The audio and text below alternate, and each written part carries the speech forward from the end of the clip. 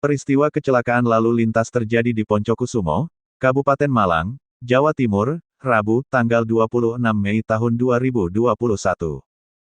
Akibat kejadian tersebut, 7 orang dilaporkan meninggal dunia. Dari informasi yang didapat Tribun Jatim.com, kecelakaan tragis itu terjadi di Jalan Simpar Wuringinanom, Kecamatan Poncokusumo, Kabupaten Malang, Rabu, tanggal 26 Mei tahun 2021 pukul 13.30 waktu Indonesia Barat. Kasat Lantas Polres Malang, AKP Agung Fitransyah mengungkap kronologi kecelakaan maut tersebut.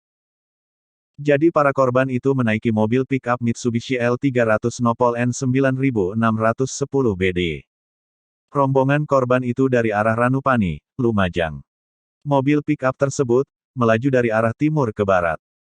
Lalu, mobil pick-up berwarna hitam itu lepas kendali dan menabrak pohon yang ada di pinggir jalan sebelah kiri, jelasnya.